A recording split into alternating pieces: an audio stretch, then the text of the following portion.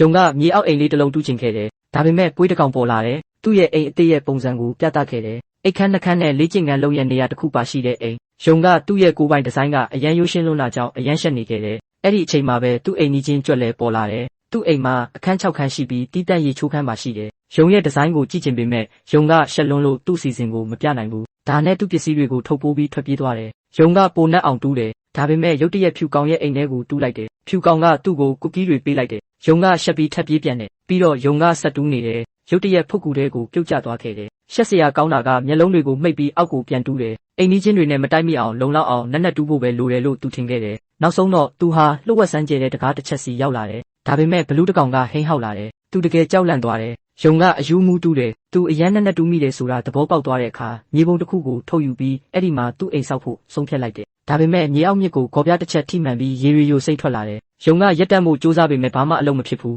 ယုံတကောင်ကရေလွှမ်းမိုးခံရတော့မယ်ဆိုတာသိလိုက်တဲ့အခါသူထိတ်လန့်သွားပြီးချက်ချင်းပဲပြန်တက်သွားတယ်သူကလူတိုင်းကိုဒုက္ခပေးမိတယ်ဆိုတာသိလိုက်တယ်ကြောက်လန့်နေတဲ့ယုံကဘလူးရဲ့တကားကိုခောက်လိုက်တယ်ထွက်လာတဲ့သူကပြားရည်စားတတော်ပါယုံကသူ့ကိုအရာအလုံးကိုပြောပြပြီးရှက်ရွံ့စွာမျက်နှာကိုဖုံးအုပ်ကငိုတယ်ဒီဇလန်းကိုကြားပြီးတဲ့နောက်ပြားရည်စားတတော်ကလူတိုင်းကိုစုဝေးဖို့ကြေလောင်စွာဟိန်းဟောက်လိုက်တယ်မကြခင်မှာပဲအဲ့ဒီမှာနေထိုင်တဲ့တိရစ္ဆာန်အားလုံးကသူတို့ရဲ့ကိရိယာတွေနဲ့စုဝေးကြတယ်ပထမဦးစွာမြေအောက်ရေကတခြားလမ်းကြောင်းကိုစီးဆင်းနိုင်အောင်ဥမင်လိုင်ကောင်းအတစ်တစ်ခုတူးဖို့သူတို့အတူတကွလှုပ်ဆောင်ခဲ့ကြတယ်နောက်ဆုံးတော့သူတို့ရေမျက်နှာပြင်ပေါ်တူးလိုက်တဲ့အခါရေတွေကပောက်ကွဲပြီးရေကန်ငယ်လေးတစ်ခုတည်းကိုစီးဝင်သွားတယ်တိရစ္ဆာန်အားလုံးအယမ်းပျော်နေကြတယ်သူတို့ထွက်သွားတော့မလို့လုံနေတုန်းယုံရဲ့အတန်ကိုကြားလိုက်ရတယ်စိတ်လှုပ်ရှားစွာနဲ့သူကသူ့ရဲ့မြေပုံကိုပြပြီးအကူအညီတောင်းလိုက်တယ်နောက်ပိုင်းမှာမီးဖွင့်လိုက်တဲ့အခါရိုးရှင်းတဲ့အစီအစဉ်တစ်ခုကိုအစစ်မြင့်တင်ပြီးပါပြီအင်္ဂါရက်အစ်စ်တွေအများ